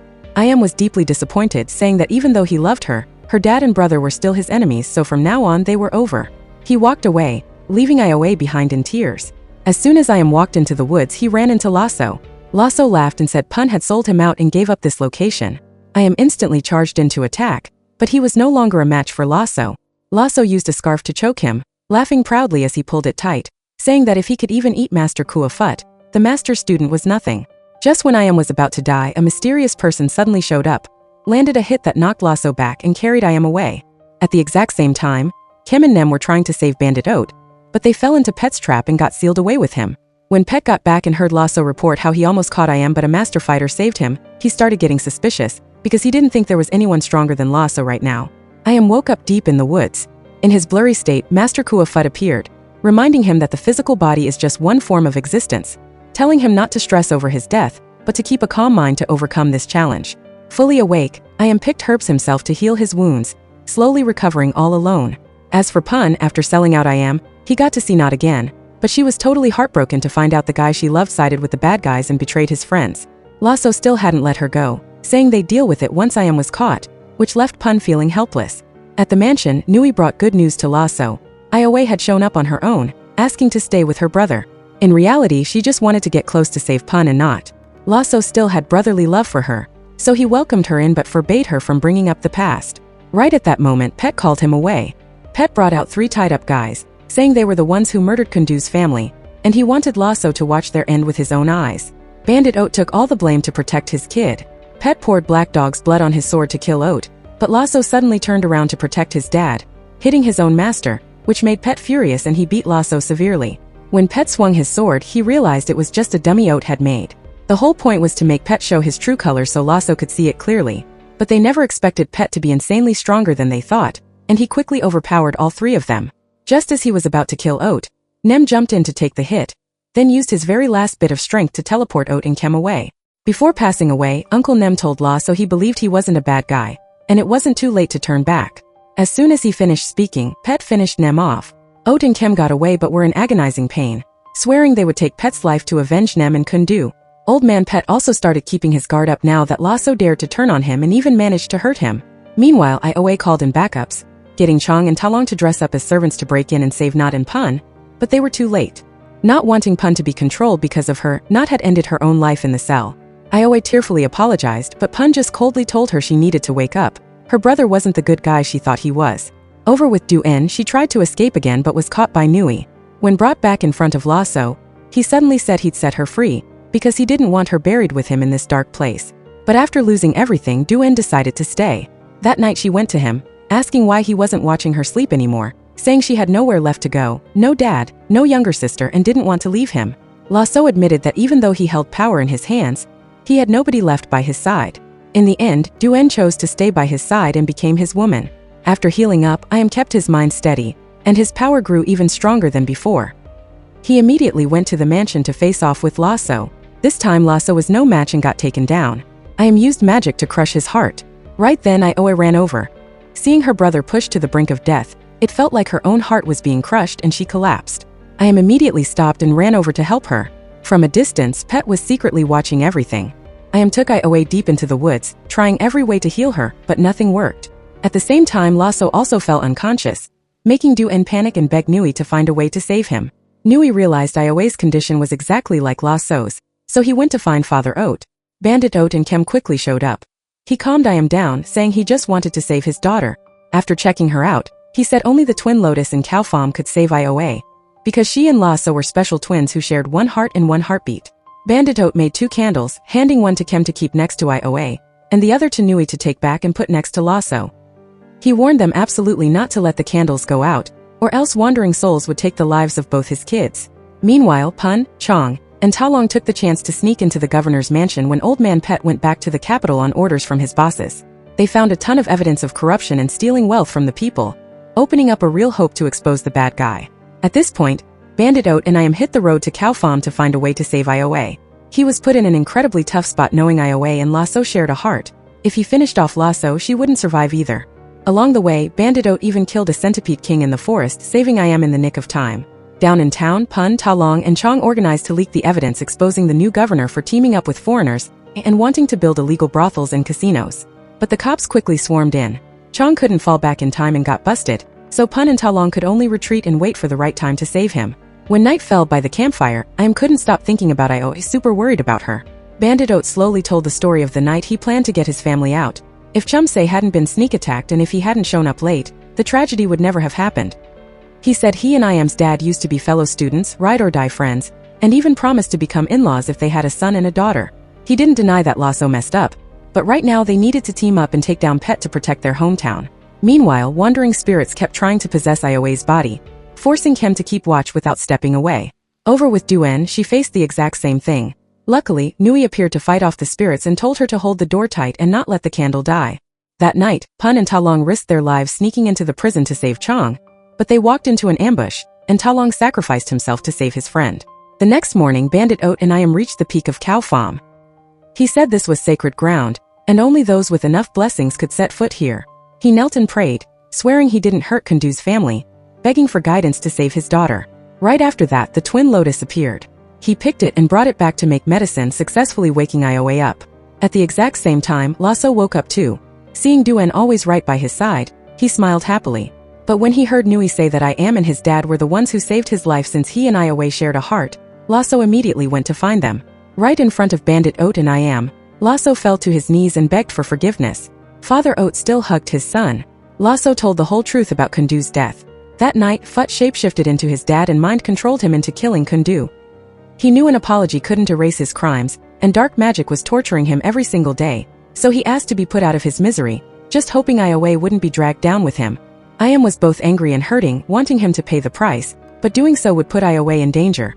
Yiwha also stepped up, saying if her brother was wrong, she was ready to take the fall with him.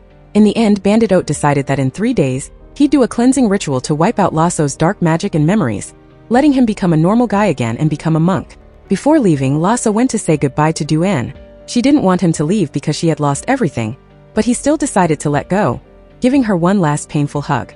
In the capital, Pet met the royal inspector, a clean official who had dug up a bunch of his crimes. The official made his disappointment clear, saying Pet said one thing but did another, making the people complain bitterly. Pet still denied it, claiming it was all a frame job.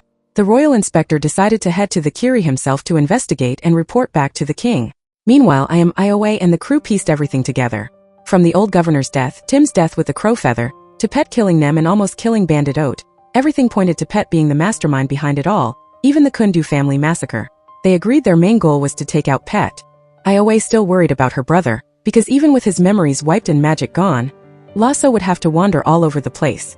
Calmed her down, saying as long as he's alive, there's a chance to start over, and because of his love for her, he would spare Lasso.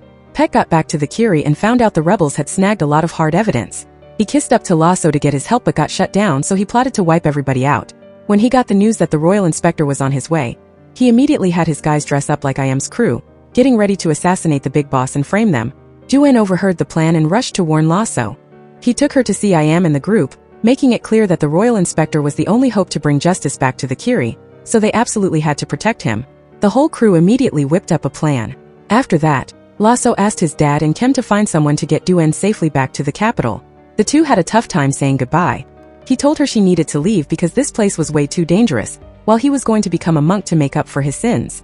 Meanwhile, Pet personally went out to the streets to crack down, ruthlessly attacking even innocent folks to crush any pushback.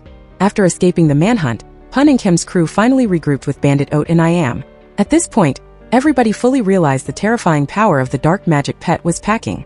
When Talong was brought up, Kim couldn't hide his pain and the mood totally dropped. His friends all chimed in to comfort him, telling him he had to keep living for their lost friend too. Seeing Lasso all quiet because he missed Duan, Bandit Oat opened up, saying that ever since his wife passed, not a single day went by that he didn't miss her. That pain lasted for years, so sometimes forgetting is actually a release. Hearing that, Lasso truly understood his dad's feelings, understood why he once wanted to erase his memories, and realized he had been used by Pet to drive a wedge between them. He promised to listen to his dad and start his life over. That night, Pet performed a ritual to curse the weapons, handing them out to his henchmen to prep for the ambush on the royal inspector. The next morning, as soon as the officials' squad arrived, they were attacked and many dropped. Right in the nick of time, Bandit Oat and Iam's crew showed up to the rescue. The royal inspector at first thought the rebels were attacking him, but Iam stepped up and admitted he was the masked guy, while pointing out that the hitmen actually belonged to the governor. When inspecting the area, the official was shocked by how rundown it looked, like a ghost town. When he asked about Kundu, Iam stepped forward and claimed to be his son, the only survivor of the massacre from years ago. The official immediately decided to hold a trial right there at the governor's mansion. In the courtroom, Pet tried to pin the blame on bandits and rebels, but when the evidence of him teaming up with foreigners along with his official seal was brought out, he was dead to rights. The police chief still tried to insist that Bandit Oat and Lasso were the killers in the Kundu case, bringing up Pai's testimony. Right then, Pun brought Pai into the courtroom. Turns out, Pun had him fake his death so he wouldn't get silenced. Pai spilled the whole truth, saying Uncle Phut was acting on Pet's orders. Lasso also stepped up to take the blame, admitting he was manipulated. When asked about the old governor's death, Pet said he was in the capital, but everyone pulled out the crow feather evidence, a clear sign of dark magic. The royal inspector ordered his arrest. Pet instantly showed his true form, turning into a crow to fly away, but Bandit Oat was quick to cast a spell, catching him in a net and locking him up. Lord Thong and the police chief got dealt with too. Pun was appointed as the new police chief, and he announced lighter sentences for Bandit Oat and his son because they helped out. Iam officially became the village chief, taking his dad's place. Pai's life was spared, but he still had to serve time in jail. Before leaving, the royal inspector said he would send a new governor, and Pet needed to be taken to the magical court because he was way too dangerous. Iam's crew was tasked with breaking the dark magic on him before the escort. While everyone went to visit Not's grave, she suddenly showed up, making Kem jump, thinking he saw a ghost. Turns out, Pun had set it up for her to fake her death in the cell to save her life. Right after that, Pun officially proposed to Not as a way to make up for everything. That night, while Iam and Yiwha were hanging out together, Bandit Oat called them in. They thought they were gonna get yelled at, But surprisingly, he announced he was throwing a wedding for them tomorrow. He said they were already acting like a married couple and had a prior engagement anyway, so there was no need to wait around. More importantly, before Lasso got his memories wiped, he wanted him to see his little sister happy with his own eyes. Meanwhile, Lasso also quietly sent Nui off to be reincarnated. But the leftovers of Pet's dark magic were still in his body, silently tearing him apart. The next day, the wedding took place in a vibe that was both warm and super emotional. Ioe was all dolled up looking pretty as a princess, and I am stood right next to her looking just like a prince. They looked at each other, thankful they didn't let go through all the crazy drama. With Bandit Oat and Kem as witnesses, they officially tied the knot. Lasso was there too, giving his blessing to his sister and brother-in-law, his eyes looking both relieved and regretful. But while everyone was soaking in the joy, Pet was making moves on the low in his cell. He faked being in pain, tricked the guard into getting close, and then killed him. At this point, Lasso started getting severely tortured by the dark magic inside him, because Pet's blood still existed in his body. Taking advantage of that, Pet used his blood to summon Lasso and told him about his past. After falling off a cliff and thinking he was dead, he was saved by a guy calling himself the Lord of Dark Magic, who took him in as a student. But after passing down all the secret skills, that guy wanted to take over his body. Pet seized the chance to fight back, and even absorbed all of his master's dark magic to become stronger. Now he squeezed Lasso's heart to control him and take over his body, causing Ioe a sharp pain too because the siblings shared one heart. Suddenly, out in front of the governor's mansion, the people gathered around demanding to execute Pet. But Lasso showed up instead, carrying Pet's head out to the public himself, announcing that he had punished the villain. Before anyone could even process what was happening, he was cheered on by the crowd and nominated as the temporary governor. Bandit Oat and everyone else were furious, because crimes had to be handled by the law. Lasso replied that it was the fastest way to calm things down, and he also announced he wouldn't become a monk anymore and wouldn't leave everyone. But the truth was Pet had already taken over Lasso's body, and that head was just a trick to fool the public. He only needed 3 more full moon nights to completely take over this body. Ioe started getting suspicious of her brother, so she went to see him to ask him straight up. But he lost his temper easily, and his words and vibe were full of ambition and power, exactly like Pet. When she got back, she told Iam that she felt something was off with her brother, but Iam thought it might just be the side effect of hanging around Pet for too long, or maybe it was just his true nature that hadn't changed or repented yet. Even so, the doubt in Ioe's heart still didn't go away. At the same time, Bandit Oat noticed that Pet's head on the spike looked weird. He had just died, but it was dried up like a very old corpse. That night, Lasso's real soul slipped out and tried to attack Pet inside his own body, but couldn't break through the seal. He had no choice but to go find Ioe for help, saying that Pet was taking over his body, but before he could explain, he got pulled right back into the body. Ioe woke up, feeling super confused. She tried to test this out by meeting him again, acting all close and saying goodbye before heading to her husband's hometown, bringing up old memories. But he got all the answers wrong, from stacking pebbles to eating habits, making her absolutely sure the guy in front of her was no longer her brother. She immediately told Father Oat about it. Right at that moment, he and Kem were also talking about how weird Pet's corpse was. Oat instantly confronted Lasso, and Pet didn't hide it at all, admitting he had taken over his son's body. But Oat couldn't make a move because if Lasso died, Ioe wouldn't survive either. In a moment of low guard, he got hit by Pet's dark magic curse. Luckily, he still managed to escape. Kem was about to break the curse right away, but Oat asked him to pretend to be him so he could send Iam and Ioe away safely. Kem agreed and at the same time told Chong Pun and not to tag along and back up Iam, basically just wanting all the kids to get out of this place. After that, he stayed behind to help Oat break the curse. Thanks to that, Iam and Ioe headed back to the old house, started cleaning up and prepped for a new life, trying to find some peace again amid all the losses. Meanwhile, Lasso kept building up his power, calling in Pet's old business connections. When they acted suspicious, he straight up poisoned one guy to make an example of him, forcing everyone else to bow down and take his orders. On the flip side, after getting the curse broken, Bandit Oat threw up a whole bunch of centipedes, which was a sign that the dark magic was cleansed. But the bigger issue was still how to separate Pet from Lasso's body without hurting Ioe. Around this time, Ioe read an old story from Iam's little sister, which mentioned a soul-shifting spell. When she asked Iam, he confirmed that it was recorded in the Kaufam secret books, and this kind of spell totally existed. That night, Ioe dreamed of her brother begging for help again, saying Boss Pet was about to fully take over his body, and then her heart got ripped out, making her wake up in a total panic. Iam calmed her down, saying it was just because she was too stressed out, but he also admitted that if there was a soul-entering spell, there definitely had to be a soul-exiting way too. Meanwhile, Bandit Oat had figured out a way to go meet Master Kua Phut to ask for help. This time, Bandit Oat decided to use the most dangerous method, pushing his soul out to find Master Kua Phut, who had passed away. He had to return to his body before the coconut shell sank into the water. Otherwise, his soul would never be able to come back. Luckily, he managed to meet him. Master Kuafut said this was the karma that both Lasso and Pet had to carry, but as a father, Oat couldn't just stand by and watch his kids suffer. In the end, the master pointed out a way for him, and Oat managed to get back into his body just in time. Once back, Father Oat and Kem went to find Iam, smoothly pulling him aside privately to ask for the Lek Lai stone. According to the master, good and evil were like oil and water. They couldn't mix together. The Lek Lai stone only punished evil, so it wouldn't hurt a good person. But the price was that once the stone was taken out, Iam would lose all of his magic. He was going to ask Ioe for her thoughts, but Oat didn't want his daughter to know, only wishing for her to live like a normal person. While Iam was still hesitating, Ioe already found out about it. She didn't push him, just saying it was his call, but Iam understood that something super serious must have happened for Father Oat to lower his pride like that. Right at that moment, Pet showed up wanting to attack Bandit Oat. Being afraid of damaging Lasso's body, Oat didn't dare to fight back. When everyone noticed, Ioe jumped in to shield her dad, causing herself to get hurt, which dragged Lasso into feeling the pain too. He managed to drag himself back to the governor's mansion before passing out. Ioe fell into a coma, and Iam stayed right by her side to take care of his wife. In her dream, she met her brother again. Both were hopeless about their fate, but they still cheered each other on to keep living. Thanks to the medicine from the Twin Lotus, Ioe finally woke up after being in a coma for 3 days, making everyone burst into joy. Watching all this happen, Iam understood why the Lek Lai stone was needed. When he saw Ioe so desperate that she wanted to do something foolish, he stopped her and said that if she died, Pet would still just find another body to leech off of. In the end, for his wife, he accepted the sacrifice and agreed to bring the Lek Lai stone out, which meant losing all of his magic.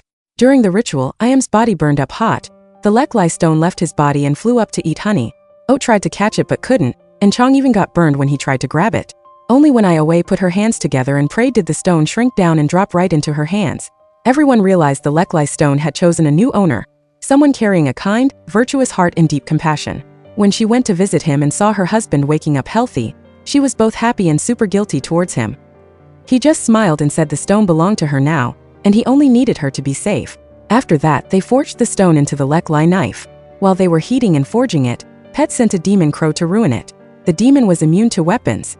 Even though Iam had no magic left, he still risked his life to protect Ioe and got hurt. Pun and Chong stepped in to buy them some time, and finally Oat and Kim finished making the knife. When it was handed over to Ioe, she immediately used it to destroy the demon crow. Oat explained that a sacred weapon didn't belong to a former bandit like him. Only a worthy person could use it, and that person was Ioe. Refusing to give up, Pet called in the bandit gangs, promising to share territories with them if they could get Iam's head and the Lek Lai knife. That night, they swarmed in to attack. Even without his magic, Iam still fought to protect his wife. Pun, Chong, and Not tried their best to hold the line, but they were vastly outnumbered. Luckily, Oat made it in time to back them up. However, one bandit with a magic tattoo that made him immune to weapons managed to snatch the knife. Ioe had to risk it all, charging in to grab it back, and used the Lek Lai knife itself to shatter his magic tattoo, finishing him off. Seeing the bandits fail, Pet pulled out an even dirtier trick. He made them drink something called holy water from cow farm, claiming it would make them immune to the Lek Lai knife. But in reality, it was dark magic that turned them into bloodthirsty demons, prepping for an even fiercer battle ahead. Knowing the final battle had arrived, Bandit Oat decided to pass down all of Master Kuafut's magic to Iam. He said he had been a bandit his whole life, and even if he robbed bad guys to give to the poor, it was still against the moral path. So this power had to be given to someone more worthy, relying on Iam to beat Boss Pet and bring peace back to this land of the Kiri. Kim told him to keep a little bit to protect himself, but his mind was made up. That night, the ritual took place. The magic tattoos appeared on Iam's body as the power slowly transferred over, while Oat grew weak, almost totally drained of his life force, and passed out. Thanks to Iam's medicine, he woke up, softly telling Ioe that nobody could avoid birth, aging, sickness, and death. He also advised his son-in-law to train hard to keep improving his power, feeling sorry that Kundu couldn't see his son as strong as he was today, while Iam also felt guilty for not listening to his dad sooner. He held Ioe's hand, trusting his daughter to the man she loved. After that, everybody gathered their forces, practicing martial arts and shooting to get ready for the ultimate showdown. Bandit Oat handed the Lek Lai knife back to Ioe, saying the knife only punished the wicked, and Lasso would eventually be set free too, telling his daughter to use it without worrying. They held a prayer ritual to the heavens and earth. The sky suddenly went dark and then lit up again, like a sign of approval. The whole crew marched toward the governor's mansion, but as soon as they entered the woods, they realized something was wrong. No wind, no sound. Suddenly someone got killed. Iam instantly realized the enemy was using an invisibility spell. He chanted a spell to make the demons show their true forms, but regular weapons couldn't hurt them at all. Only when Yiwha used the Lek Lai knife, asking for permission to drive away the evil, were the demons knocked back. Getting to the governor's mansion, it was completely empty. Yiwha listened to her heart, feeling her brother calling out, so she ran after him, but as soon as she went into the woods, she lost track of him. Broke the illusion spell, and at that moment Pet showed up in Lasso's body. He demanded Oat to get on his knees and beg for mercy to spare Lasso, but Yiwha wasn't having it. She refused to let her dad kneel in front of anyone. The fight broke out, but none of them were a match for Pet. Oat and Kem got pinned down but still tried their best to hold Lasso's body back. Yiwha put everything on the line, stabbing him with the Lek Lai knife, forcing Pet's soul out of the body. Lasso was heavily injured but still smiled because his little sister had pulled it off. Chased after Pet's soul but got counterattacked, as he even wanted to take over Iam's body too. Right then Bandit Oat stepped up, absorbing Pet's soul into his own body. He demanded Yiwha to finish him off, but she couldn't do that to her own dad. In the end, he grabbed his daughter's hand himself, using her hand to stab himself while he was still fully conscious. Pet's soul was completely wiped out. Oat fell down, smiling as he said it was lucky he listened to Kem and kept the soul-shifting spell. Otherwise, he wouldn't have been able to end it all. He told Yiwha not to blame herself, saying he had to pay for his karma. He told Lasso to live the right way, asking his son to forgive him for not knowing how to show him love. He entrusted Yiwha to Iam, said his wife had come to pick him up, and then took his last breath, ending the life of the legendary Bandit Oat. Right after that, both Yiwha and Lasso collapsed. In another space, the two siblings met again, thinking they had crossed over to the other side. Lasso apologized for dragging her into his bad karma, but Yiwha just said whether it was heaven or hell she would go with him. On the outside, everyone was still trying to save them. Then, as evil spirits swarmed in, Lasso used his last bit of strength to protect his little sister, pushing her back into her body. Yiwha woke up panicking and asking about her brother, while Lasso just lay there motionless. Later on, everyone held a cremation ceremony for Bandit Oat. Yiwha felt absolutely heartbroken watching this scene. As for Lasso, right before this, thanks to Yiwha's love and pure tears, Lasso was pulled back from the edge of death. After waking up, he decided to fulfill his dad's dying wish, seeking refuge in the temple, never returning to secular life, living the rest of his days to make up for his sins. Not long after, life slowly got peaceful again. Iam and Yiwha went back to their farming life. One day Yiwha felt dizzy, getting everybody worried. Uncle Kem, being the experienced guy, just smiled and said Iam was about to become a dad. And it was totally true. Less than a year later, they happily welcomed a pair of twins. Also thanks to that, Yiwha no longer shared a heart with Lasso. As for Lasso, even though he turned over a new leaf, karma still wouldn't let him off the hook. He passed away, reuniting with his parents in the afterlife. After that, Iam kept leading the villagers to grow, and thanks to new crop seeds, he helped make the villagers' lives much better and fuller. The couple, after all the life and death drama, chose a peaceful life with their two little kids. But they still kept their old promise in their hearts. If evil ever showed up anywhere, they would stand up together hand in hand to protect this land.